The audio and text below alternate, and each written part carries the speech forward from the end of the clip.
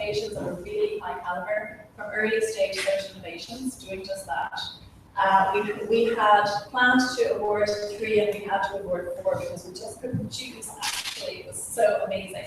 Kind of appalled applications came in the door, and I know some of the other applicants are here tonight, and you're very welcome as well. We've provided up to €10,000 in grant money and also an equivalent of non-financial supports, a mixture of growth planning, a mentor, pro bono legal supports, and a range of other things to help get organizations from the early stage they're at to the next stage. And they're going to tell you a little bit about what that means themselves in a minute.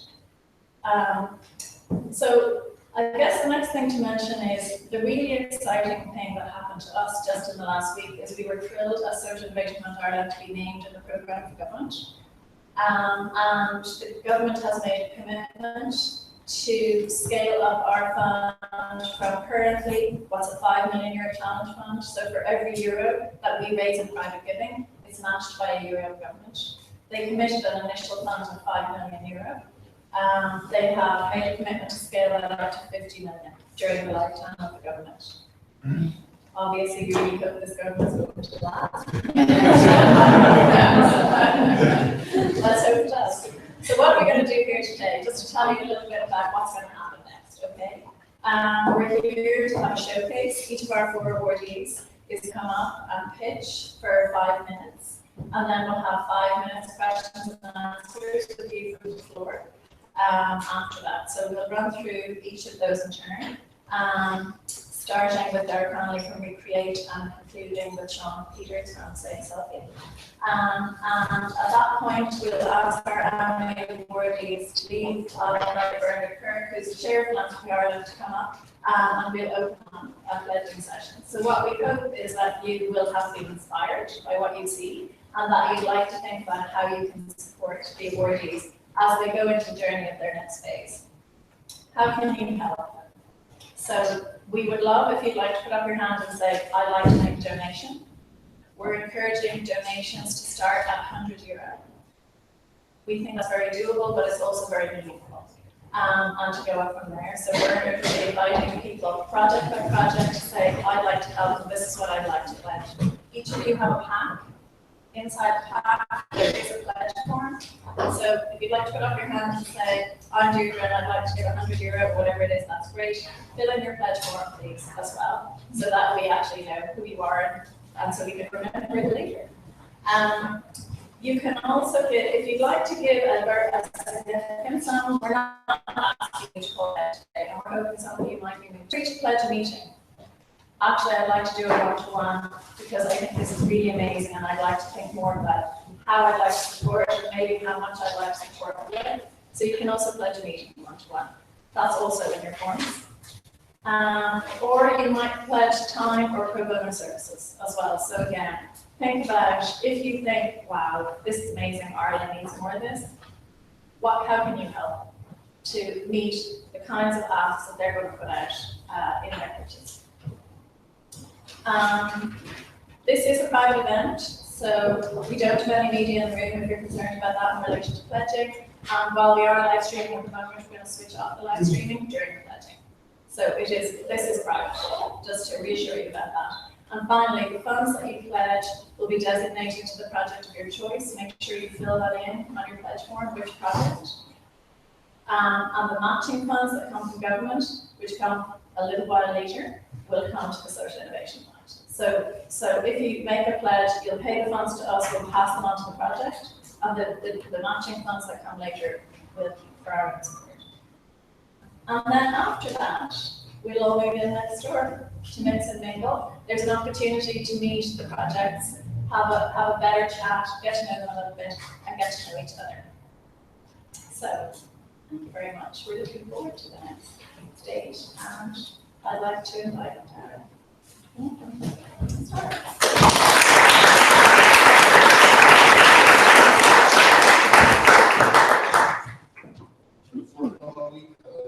Timed presentation and it's not working, so I'll probably give the assistant one. I made 10 minutes ago. Okay, my name is Darrell Connolly. I'm the Executive Director of Recreate. Recreate is a social enterprise that is based up in Ballymount in a space that we call the Warehouse of Wonders. So what does Recreate do? 2 years ago we were set up and in an empty space, and today it's chock-a-block of art materials that we have salvaged from businesses around the country. So what we do is when we go to businesses and we say, what is that clean, what is unused, what don't you want, what is excess? If it's going to go to landfill or if it's going to go to recycling, give it to us and we'll turn it into art materials and education supplies. We then invite schools, community groups, special needs groups, anybody at all to come in and become a member of Recreate, and they take away as much as they want, as often as they want. Okay. So why would we do something like this? That's the obvious thing, which is 250 tons a year is going to be diverted from landfill. We're also creating jobs. We've created 6 jobs in the 2.5 years since we've been open. But we've also given work experience to 50 individuals with special needs and those from the long-term unemployed. So it's a fantastic work experience. We're also saving schools and community groups a fortune. They used to spend between 1,000 and 1,500 per year on their supplies.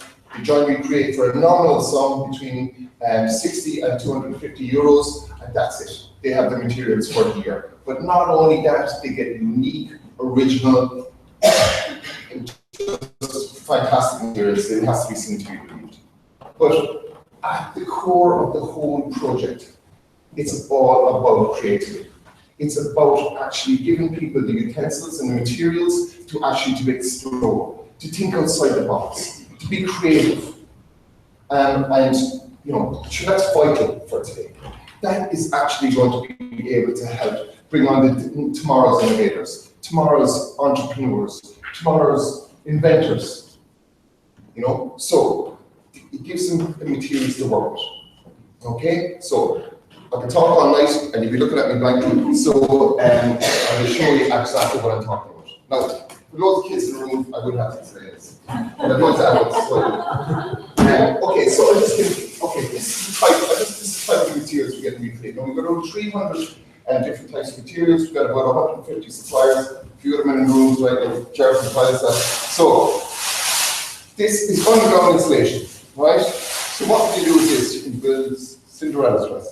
You can drape it from your ceiling and have a party. You can just wrap around yourself after a run. You can keep yourself warm. Everything. We don't say to people what you can do with the materials. We don't give the templates. We just give the materials, and then they make it up for themselves. That's what their creativity comes in. Okay, so power boxes from peelings. 1,000 of these in the field on electric picnic, and were built. Lean Tower pizzas were built. So that's basically all, and also a kid can actually just carry the materials around. Cords from Avoca. These were big fabric, then they built they finish up the threads, and this is what you left. Angels for Christmas. I'm not the creative one now, right? Binoculars, right? Okay, whatever you want to do with them. Even just stacking. You can go into the early, you can go into shops and buy those bricks, or else you can Recreate with the groceries. Okay, so any questions? There's lots of stuff in there, I'll stop now. Okay, so this is a prototype. This is basically a plastic mold. Everything is made from, right? So we get bats of this. We've gone through about 12 tons of this already. And we found this is fantastic for sculptures, for musical instruments, but it's also fantastic for kids with special needs, where they actually plunge their hands in and there's a real tactile and sensory element to it. And we've actually invoked on a program this year called Heads Up. We're going to do 300 hours in special needs centres around the country. I'm going to gather the information. What are the benefits? What are the programs? What are the type of materials that are really good? And we're going to produce a book at the end of this year. Heads up, we'll go for Christmas. So why am I here? Time, brilliant. Okay, so why are we here? We're covering 70% of our costs. It's a social enterprise, as I say, we've got a big cost base but through membership and workshops, we're covering the cost. Around 30%, we need funding for. Our van, our poor old van, didn't die today, but it fails DOE today, right? It's struggling badly, right? And we've got 150,000 miles on it, and we're collecting all around the country from Limerick to Cork. It's a vital cog in the organisation, and we need a new van. Now it's 25,000 for a new van. I'll take a second-hand van, and it will cost around 10,000. That would be 20 pledges of 500. That would be 1,000 pledges, or 100 pledges of 100. So whatever you can do, we really appreciate it. It's a fantastic project, but it does need support. So again, help us buy a new van. Thank you very, very much.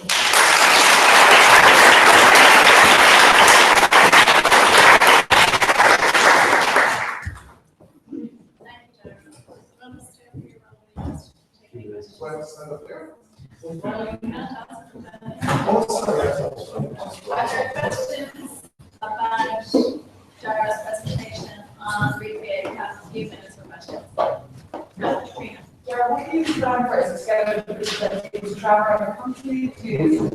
We collect from businesses all around the country. We hope that they actually deliver. About 20% of the products that we have are delivered to us now. Who runs the delivering materials? So say if somebody's got a project where they need giant cardboard, we've got 8 foot by 5 foot cardboard, and they don't have a van, so we deliver it down as well. So we collect and deliver the materials. Yeah, well, 250 tons last year that we collected in that program. So what's the schools more around the country come to you? All around the country. We've got 1,400 members already agreed created that signed up since the start of the project. So schools, community groups, early childhood centres, special needs is really kicking in, but families more and more families are joined up because it's kind of a nice space to come. So the kids go in and you can just create whatever they want. It works. Jerry? Thanks, Rich. Okay, Susan. Dara, Yeah. gave a super presentation. I think whoever makes that plan needs to see your presentation. They'll give you 3 of them. Thank you very much. Thank you very much. I was just asking Dara, it's not just like to in-house, you guys educate as well, and you have an area that you do with stuff? Sorry, thanks, John. We've got a workshop area as well. We did 200 workshops last year alone. Not getting in 5 minutes, by the way. We've got about 250 workshops that we're going to do this year. And we go from 2-year-olds, we bring the kids into Belton, we did Belton last year. But a lot of our workshops are teach to teachers. So we teach teachers how to do creative use. Ashter, which is an early childhood program for well-being of kids, working with junk art. And so then that filters down to radionomics, as we know it. So it filters down into the kids. So we teach 20 teachers, then they got 20, they got 30 kids. We were having the materials we used around 120,000 individuals last year. So, yeah. Any final question? What happens to the artworks when you're finished? If it's really good, we ask them to come back to us. If they go up in the walls, but some are artworks, some could be just 2 things put together. You know what I mean? You got a 2-year-old and you can mash things up a few of myself, so I know how this thing works. And you can mash things together. But they get great crack, they go back to Mammy, they say, look, I've built a Leaning Tower of Pisa, and it's there, it's just flopped over cone. And Mammy goes, that is fantastic, John. So it ranges from sitting on the wall for 10 years to, we say diverting from landfill, we don't say saving from landfill. It doesn't stop from ending up in landfill. And if it's good enough, it'll stay in the water, but it does divert from that. But then there's the raw materials that are saved as well. You can go to an art supply shop, you can buy the real paper, or else you can get it from Smurfits that we get. Okay? Thank you, Dara. Thanks again. Next,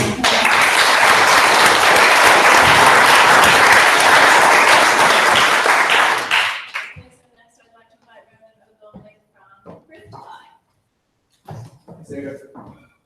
Steve, hello, my name is Ronan O'Donnell. I'm from Dundalk.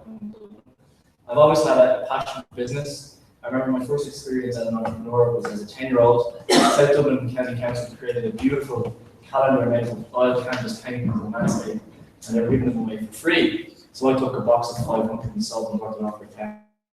Needless to say, I didn't give them away for free next year. And I've also always had a very strong social conscience, which I probably got growing up in Dundalk as well, and quite frequently being surrounded with very stark social inequalities.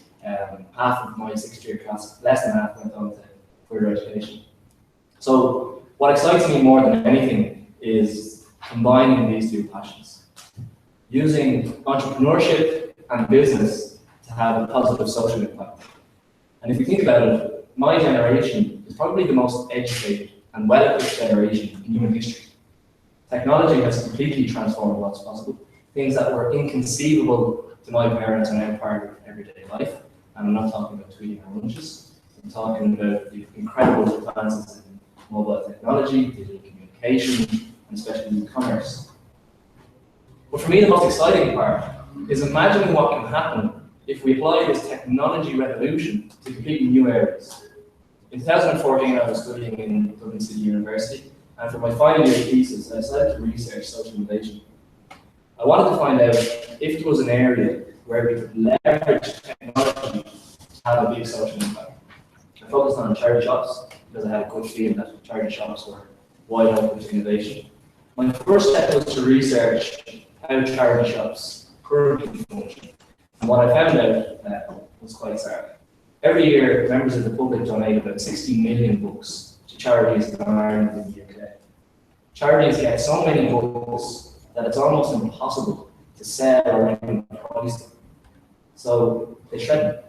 Millions of books are shredded every year. But given the sheer volume they receive, is this really surprising? Can we expect charities to sell 60 million books a year? We can't really know. Or can we? That was the next question I tried to answer.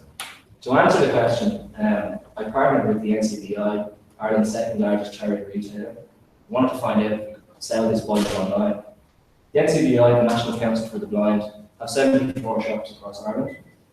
So we partnered with them, and I also brought in a professional software engineer and established a board of advisors. Since August, we've processed more than 20,000 books and tried to sell them on Amazon. Now, even though Amazon is a competitive market, a competitive place to sell, our results so far have been positive. The books we processed are worth €300 as recycling materials. We managed to complete our book business by selling their books online. Our €300 of what was going to be shredded paper is now worth €15,000. Now, I know some of you might be thinking, great, nice piece of research, but you actually haven't solved the problem. There's no way charities are going to be able to value and sell 60 million books. The volume and the man-hours required are too big, right? Well, 10 years ago, you would have been right. But this is where the technology revolution comes into play. I'm delighted to present Thriftify. Thriftify is a mobile and web application that enables charity shop volunteers and managers to value and sell books online in a matter of nanoseconds. We've taken a hugely complex process of valuation, pricing, and uploading for sale. We've written thousands of lines of code, and we put all that complexity into 2 easy steps: scan a barcode and select a quality. The software works by using the book's ISBN number to communicate with Amazon.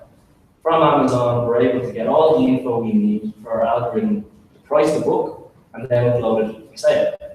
It's pretty complicated. But on the user side, all they see is scan a barcode and input the quality and post the book when it sells.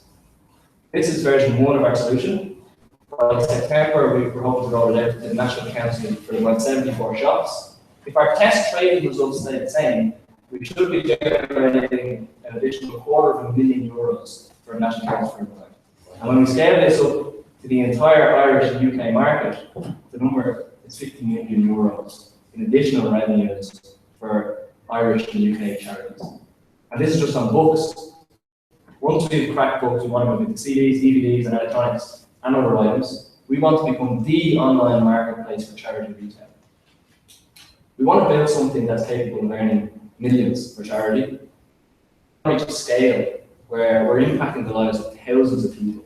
And we want to prove that incredible and amazing things can happen when we apply technology to new areas. We do need some help to write the code, design the algorithms, build the systems, upgrade the software. We're in the process of raising €80,000. We're a bit of the way there. But we really believe that this is an opportunity, once in a lifetime opportunity, to be part of a social innovation that's going to have an enormous social impact. Not only can we have charities make a lot more money, but we can also keep our literature, the history and the cultural side of books alive. As Walt Disney said, there's more treasure in books than all the pirates loot on Treasure Island. Help us find that treasure. Goodbye.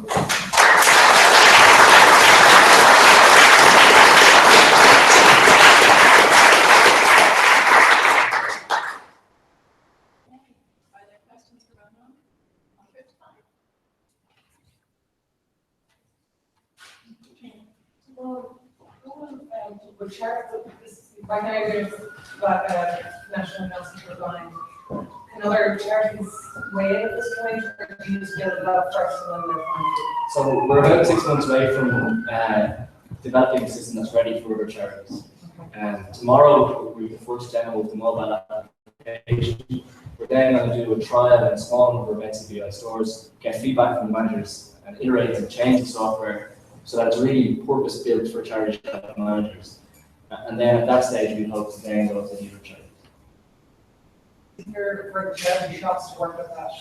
Yeah, I mean, the volunteer workforce and that. Yeah, our biggest challenge will be fulfillment, postage of books, and making sure that all the right information is being input. So we really made it easy. I'm not sure. What happens with logistics? So, if you've got a national price supply shop in Mallow, Yeah. am I posting the book from the Mallow shop to the recipient? What happens to the returns policy, all the logistics around it? And it's like, Yeah. That's That's the ultimate question, and that's why this is so valuable as a solution, because there are people doing this on a commercial basis in the UK, where they're operating big warehouses, traveling to charity shops, buying the books, transporting to the warehouses and selling them. And the people who are losing out are the charities. They're being fleeced. So we've made a conscious decision to take on that challenge with building out the inventory and building out the solutions. And you're right, the charity shop does manage a lot of the postage and fulfillment and the returns as well. And we're betting it. We're betting on the return for the charity shop being big enough to make it worth their while. how did you calculate your market size such that income, potential income? This is all based on actual trading activity. So based on books we're actually selling. It's also important to say that it's based on Irish sales results. And the postage costs in Ireland are 2.5 times more expensive than the UK. So when we go to the UK, not only does that come down, but we actually save more money on postage in the UK. So we're expecting that when we trial this in Northern Ireland or in the UK, that we'll probably see a bigger increase actually in the number. It could actually double by 2 times. Do you have any competitors? Yeah, our biggest competitor is a company called Zapper in the UK, and they have a mobile and online platform where you can go on and sell anything that has a barcode. And they actually have some charities using the software. But it's not tailor-made for charities. And for it to work, it has to be tailor-made for charities. What's the pitch? In terms of what's are you looking for specific support or specific? Yeah, we've won some awards so far, and all of that money has gone on to the very first version of the software, which we're actively using and selling on. But it's nowhere near ready to go. So in order to reach the scale, for example, the British Art Foundation have 1,000 shops, and they get an average of 100 shops, 100 books a week. So we could be potentially talking 100,000 books being scanned a week. So in order to process that amount of volume, you need a very, very strong back-end piece of software, which you don't have, and you don't have the money for. So that's what the 80,000 euros really is going into, is building out the good software systems. And I mean, there's also an element as well, in terms of my cost, I'd love to be able to fly over to the UK and meet some potential charities over there, do kind of sales meetings, that kind of thing. I realize it's 80,000, you could do it for 80,000 euros. 80. 80. 80. You have to build your own backend. I mean, in this day, there's not to buy or rent or lease backend from other organizations. There are elements of it that you can get off the shelf, but really to be able to the challenge we're facing is people don't respect the charity retail market in a way, and they think that it's kind of not real business, you know, whereas it's worth more than £1 billion sterling. So there hasn't been a lot of stuff made for charity retail in specific. So in order to we can take some stuff off the shelf, like some stuff around inventory, but to put it all together, something that works for charity shops, is a completely different story. You can't just go and buy it off the shelf. Okay, I'm going to wrap it there, and I'm going to suggest there's probably a longer conversation between the two of you. That is too techy for this audience. So, Ronan, thank you very much. So,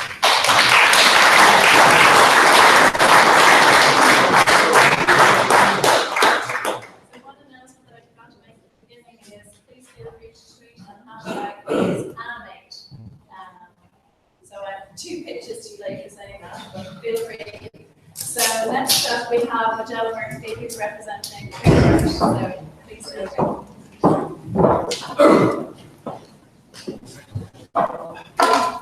Good evening, everyone. My name is Michelle Murphy, and I'm Business Development Manager for CareBright.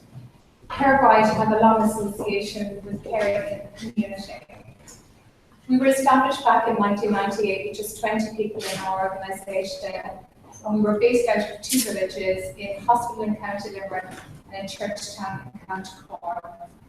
But very quickly we saw the benefit of our organisation in these communities. While caring for the community, we were also supporting their families and creating employment in black spot areas. Today our organisation, we have 270 people and we're caring for 650 clients. How many people in the audience this evening have a loved one living with dementia? Did you know that there are 48,000 people living with dementia in Ireland at the moment? And by 2026, that number is going to increase to 82,000. The one thing you're not to forget is dementia is no longer an age-related illness. There are over 4,000 people under the age of 65 today living with dementia in Ireland. 60% of our clients have dementia. And while they live healthy, happy and productive lives, they can't do that without a strong support system.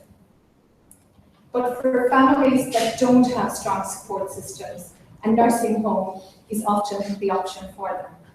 So back in 2010, we were thinking, what if we could provide a home from home for people who were caring for? So we utilised all our life experiences and our evidence. And then we decided to delve a little deeper to see if there were other countries that had adopted a model similar to what we were thinking about. So we did site visits to the UK and to Holland. And we found in Holland that the house we had adopted was very similar to the vision that we wanted to adopt in Ireland. So picture this, a 4-acre site nestled in the heart of the community in Brunner. A place where you can live a normal life. A place where you will feel safe and secure. Then picture this, a cozy home with 18 homes to choose from.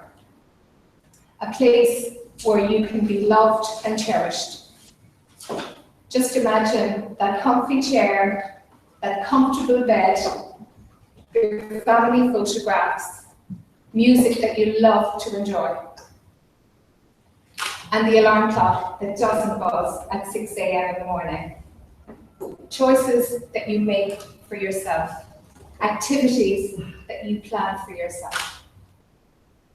We also will have expansive gardens where you can take your daily stroll, or if you're feeling a little bit more invigorated, you can go to the community gym. You can prepare your own breakfast in the kitchen and maybe join your neighbours. Or if you prefer to have some time on your own, you can do that also. If you're into gardening, we have lots for you to do there as well. And if you prefer your own private garden and just sitting in the sun, you can do that also. When your friends and family come to visit, you can prepare lunch in the kitchen and then maybe enjoy afternoon tea in the community cafe.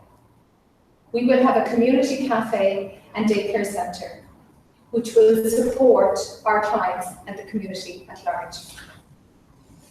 Just imagine this unique model, the social impact it will have at a national level. It will change forever how we deal with dementia care in Ireland.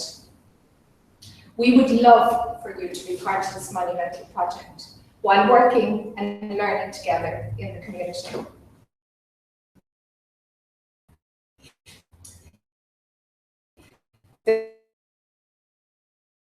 There's 4.5 million to our own cash reserves, the JP McManus Benevolent Fund, and the Department of Health. To get this project across the line, we need 980,000. 460,000 of that will secure the village.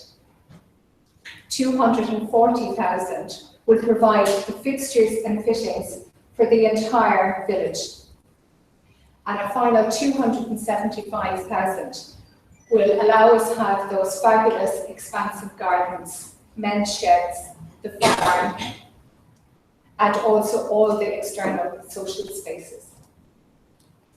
We are reaching out to everyone in the audience this evening in the hope that you would recognise the impact of this project and the enormous contribution it would make to people living with dementia in Ireland.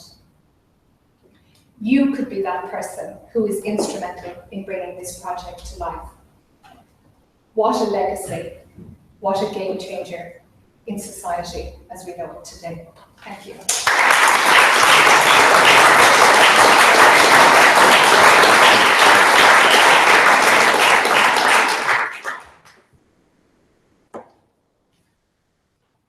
I don't even know where the question's going to start. Let's open it up. Sorry, a couple of questions. First of all, how many residents in this home will be there? We will have 18 homes, so we'll have 18 residents. But in some of the residents, you could have a couple living in the home. But in general, it will be one resident per housing unit. And does it fall within the normal nursing home rules like HIPAA and does it qualify for fair deal? Yes, we will be working with HIPAA, but we will be at a further stage on because that's how the process works. The building will have to be at completion stage before we can adopt or apply for the fair deal. Any other questions on CareBright? How did you thinking about it as you have the ongoing care? What sort of care will you have in the campus? Like, and how will that be? Well, we've thought about a lot of different things. I talked earlier about we were changing the way dementia care was looked at in Ireland. And back to what I talked about at the very beginning, people who have dementia live normal lives. And I think what we're trying to do with CareBright is remove that huge stigma that people can't just live normal, productive lives. So from that aspect, it would be just life as general. But it will be run, we will have nurses on site and home champions, which will be carers. The other thing that I didn't say at the very beginning is we will not have any uniforms in this community. So it will be very difficult to differentiate between the client and the carer. So will you be able to, or is it in your profile that you're going to take just less challenging dementia patients, clients, or are you going to take the whole profile? No, we're going to take from one end of the spectrum to the other. Yeah, and we would accommodate them accordingly. Thank you. Would the idea be to spread this throughout the country? Absolutely. We're looking at this at a scale and we're hoping that we will be able to replicate what we will be doing in Bruff. on a national scale. So this first one would be to prove the concept. Absolutely, absolutely it will be, yes. And the expectation is that, that we have a huge buy-in for this concept and we'll be able to replicate and move it on to a national scale. How will people come into this? I mean, presumably there's more people looking for the houses than for the slots, and they will have slots. So how do you select locations? I work with the site as well, so. Glenn, do you want to stand up? Yes, sorry, yes. This is Glenn, general manager of their event. So we qualify through people, and also then it's through the fair deal scheme. So then it will be coming from the people's own choice. So when the community at the moment in that area, we go for 120 plans. And of that, it would be 40 to 50 of those plans would have dementia in that area. So they would have a choice, whereas at the moment they have a choice to go to a nursing home, they don't have any other choice. So it's their choice, you can then. Gosh. When you do research in Holland, were there any sort of social impacts that you learned when you were on that trip, other than not being honestly instinctively we were saying that people were living in a happier way, but were there any social impacts around life expectancy or Absolutely. I think the collective part of that trip In that area there, the model, it's an urban model, and it's based out near the airport. It's people we visited some people each day, people were out gardening. So no matter in Ireland, if you go into a nursing home, people are inside all the time. So their model was that people were not medicated. We've got the highest level of polypharmacy in Europe and here, in Ireland. So people are much healthier. Their lifestyle is different, they're more active. So that was a huge impact. People lived longer, people didn't have the behaviors that challenge that you see in nursing homes. Nursing homes at the moment, it's kind of a closed facility for people with dementia, where there everybody lived active life. Their diet was completely different as well, and medication was nil. The lifestyle, the person who was on the latter stages of dementia were very different to where people Belonging. You mentioned that Sorry, just one second, belonging. I was wondering how other organisations who are serving this cohort, have they supported you, or have you had any support from other agencies within Ireland, like the Alzheimer's Society? Have they thinking about it? Yes, we have. We've just recently set up our steering committee for the project. And we have a lot of people on board that are key contributors in this on this platform in Ireland. So we do absolutely, and also with the Crystal Project in Nano and many of the local development companies in the area as well. So I'm just going to take two more, so Patrick and Andrew. Okay, Patrick. I see the plan as a community centre, which you also mentioned. Would that cater for just the 18 residents, or would it cater for? Absolutely not. To the lady at the back, when she mentioned what are the big changes that we are hoping to inspire in Dublin community in County Limerick is from a social inclusion point of view. It's bringing the outside in and the inside out. To get to your point about the community hub, it isn't just for the residents. It is about using it for the overall community. So we have lots and lots of activities there as well. Greg, are you okay? I'm fine. So I'm going to take the last question and say, can I bring my cat? You can, absolutely. It's a completely pet-friendly environment. Yeah. Okay, thank you.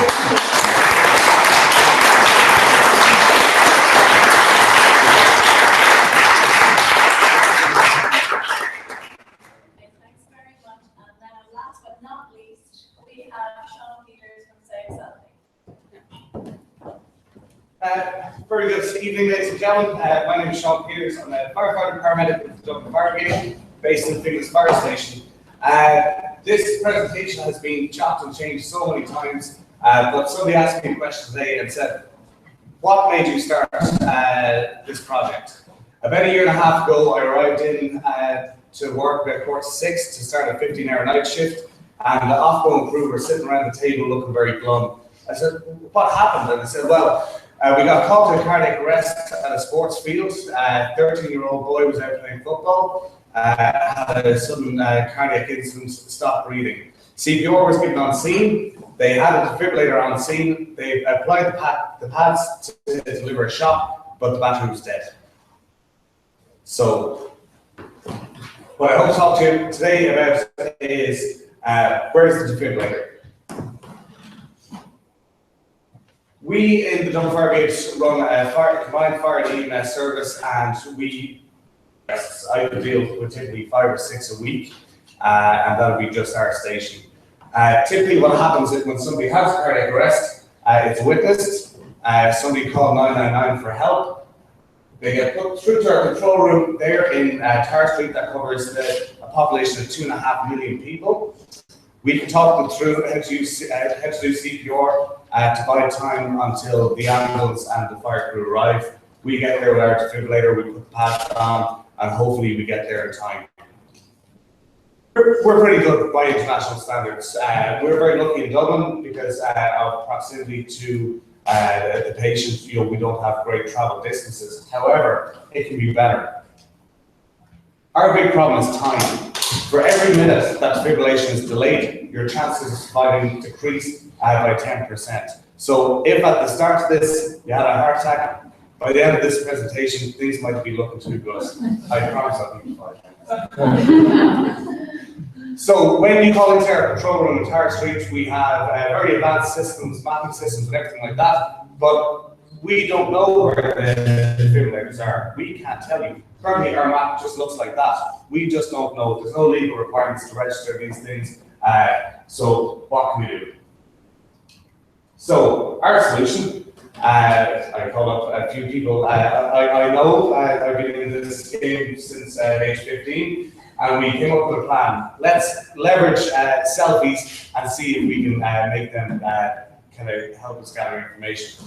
So we decided on the Save Selfie project. So the Save Selfie project is a smartphone enabled app, and it uses the GPS location in your phones that allows members of the public and members of the emergency services to upload pictures or selfies of emergency devices onto our database. The images can be shared with other members of the public, but most importantly, in that picture and through that process, we get the GPS information.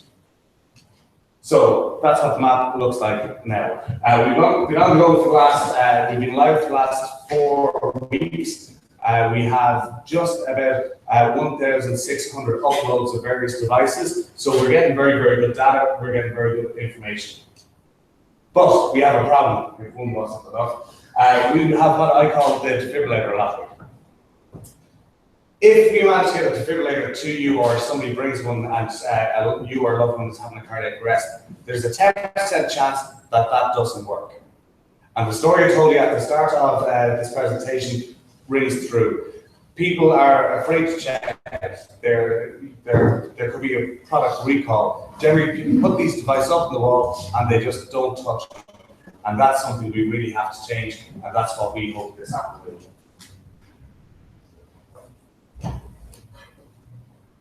To ensure, at the moment, the information we're getting and the app is an educational app. It's not an emergency app. We can't guarantee that these devices are there, although we have the picture. We don't know if they're working, so we can't direct anybody to say, go down the hall, there's a defibrillator there. We don't know, and that's not good enough for a 999 service. So what we've done is we've rolled in with the Malta Ambulance Corps, which has a volunteer base of 4,000 members all around Ireland, north and south, and they have committed to go around and do site checks to each of these devices, each of these defibrillators. And what they'll do is they'll talk with the owners. They'll just do a bit of education with them about how to check the device. They'll make sure the device is ready to go, and once that's done, it can be tagged and uploaded onto our system. So we have that already at the start, feeding into our database. Once we have the location, straight over to the Order Malta, and it's local units going out checking local defibrillators. So if there's ones in Clonmel and Tipperary, they'll be checked by the Clonmel unit. If there's ones up in Armagh, they'll be checked by the Armagh unit. And all that information is going to be correlated into the database. once the device is checked. If they get there and they find it's not broken, it's broken or not working, we can put them in contact with the people who fix it and get that life-saving device up and running as quickly as possible. So our smart tags there, the same technology as contactless payments. So as if you're paying for something in the shop, we can check the device by just tapping your mobile phone off the box to say that that device has been checked. There's different systems to allow that we know it's been physically checked rather than it's just present and correct. So once that's all done, the information gets uploaded into our database. So if I have a heart attack and you ring 999, they can tell you that the nearest defibrillator is next door. We have our supporters. We're not going on a solo run with this. Some great contacts to be made, and there's a lot of buy-in with the various organizations. So, our immediate request is we need to raise €20,000 to help turn this educational app into a life-saving app. That money goes towards purchasing a custom-built back-end database, which allows us to communicate with our 999 control center and communicate with members of the public on technology. It also helps to fund the stickers or the smart labels. I'm understanding calling them stickers, they're smart labels. And smart tags even. And also training for the members and also the people we go out and meet. So, if the question I have is, if one of us had a heart attack here, do you know where the nearest defibrillator is? So, that's it. Thank you very much.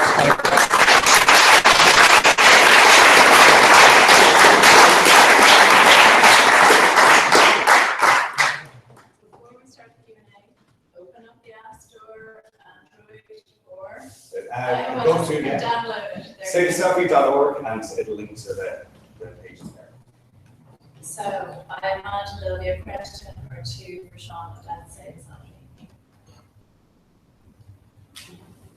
What other equipment besides the fix? There's other systems of that. So we went with the approach that we want to find more equipment than just defibrillators, because if we went specifically looking for that, we may miss a few.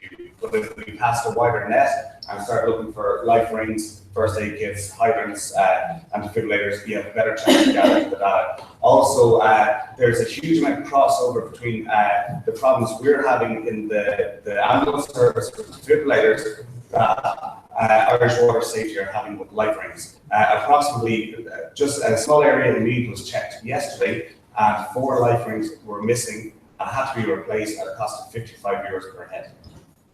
So if we spread that out throughout the country, that's big money. This is just the start. We need to find out where these are to have a better idea of where we go with things. But we are in talks of looking at fixing GPS trackers onto these devices, which is the logical conclusion. We have a better idea of exactly where they're located. Yeah, it seems like such a vitally important data to build. I'm just surprised that government don't fund it directly, build it directly. Yes, I would agree. If they want to call me, I'll certainly take care of it. I think legislation is very slow to change. Typically, especially in the medical field, things only happen after a tragedy.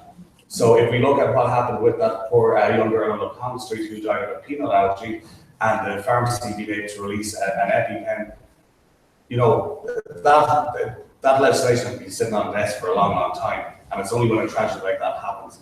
I don't want to wait for another tragedy like the one I described at the start, so I want to get ahead of the game and get this moving now, because as fast as government move and public sectors move, when we start crowdsourcing information, when we start dealing with volunteer organizations, we move a hell of a lot faster than the government will ever do. Is there any opportunity like Google Maps that you could just go local to the defibrillator? So you can find a restaurant or a chipper, but you couldn't find it. Absolutely, and this is what it's all about. We're asking that to find out where these items are. We think we know where they are, but the best people to tell us where they are the people in the localities. I mean, I'm from Dublin, live in Ashburn. I know where the ones are in Ashburn, but I wouldn't know where they are in Donegal, or I wouldn't know where they are at Carlow. So what it means is that if I'm down at Carlow and something happens, you know, I could open the app and see it, but I know that the control room, if I call 999, will be able to tell me that that's there. So this really is a case of, we have the pin the tail on the donkey. So we got the donkey, we need to find where to put tails. Yes, sir. Who owns and maintains these devices? So there, again, there's no legal requirements. A lot of the devices have been bought by sports clubs. There was a huge spike in sales about 5 years ago after a number of high-profile deaths in the UK. Now, the average expectancy of a defibrillator is 5 years. So, as I said, the defibrillator lottery is not going to pan out well for a lot of people unless you get boots on the ground there quick. They are designed to sit there, but they need to be maintained. They need to be checked. They need to make sure that they're ready. They're owned by sports clubs. They're owned by pharmacies. They're owned by electric companies. But nobody has the big picture. And what's happening a lot is a lot of community organizations are actually fundraising for defibrillators when there could be 20 or 30 in town already, but they're just not accessible. So instead of trying to raise 2,000 euros to buy a defibrillator, why don't they just raise 500 euros to buy a box and put it outside? You know. Let's just take 2 more questions if they. What about others out there? Manufacturers of the defibrillators, how many, are there several? What kind of relationship do you have with them? So I took a lovely trip up to Belfast. There's one of the leading manufacturers of defibrillators is based up there. There's a huge, because defibrillators are a medical device and they come under the guidance of the FDA in the United States. Anything, even the slightest change. I said, why don't you just put a SIM card in it? I said, you're looking at 5-6 years because they have to do product testing. They have to all to get this FDA approval. So what we're looking at doing is, yes, that's the logical conclusion, and that's 6 years away. But what are we going to do? You know, we got to get out there and make things happen. It was a similar question, just in terms of engaging with manufacturers and in terms of, I'm imagining it's not a cash business, buying defibrillator, you know, that there would be records of who they've sold to, or that they would start keeping records of their early assignment. I know not directly. Oh yeah, but there really is 2 parts to the app. One is finding where they are, and there's no point in the Dublin Fire Brigade or National Ambulance Service knowing where they all are. We need you to know. We need the people on the ground. We need you to actually walk into a room and say, oh, there's one. Hey, I'll take a picture of it. You'll always remember where that one is. And unfortunately, these cabinets are being produced nice, white, inoffensive, sit in the corner, don't catch anybody's eye. If I had my way, they'd be disco balls on top of them with arrows pointing down saying, I'm here, I'm here, I'm here. But short of that, we got to rely on selfies. So I know there's more questions. Paul, wrap them afterwards, I suggest, with your question. That's okay. Just very, one comment, I think that you can probably chance to get a big job about this, if it's not a government, it's seen as being a public volunteer rather than, yes, it should be government, but I think people will engage. And secondly, have you thought about using the idea of a voluntary donation when somebody actually goes on the App Store or Google Play? Not that they would be required to make a donation, but voluntarily donate $1.99, $2.99, some amount, because people at one of those stores have already registered as have their card. You know, I prefer to have 100 users download this app and upload 10 images each, than 300 users download the app and never put up a picture. I think when we look at the likes of the Ice Bucket Challenge and all these other charity kind of things, what I really would like and what is the most value to us is people's time. Because 1 minute is 10%. If somebody can, you know, take a minute out of their time to download the app and take a picture, you know, that's life saves, you know, and that's where we look for. Thank you very much.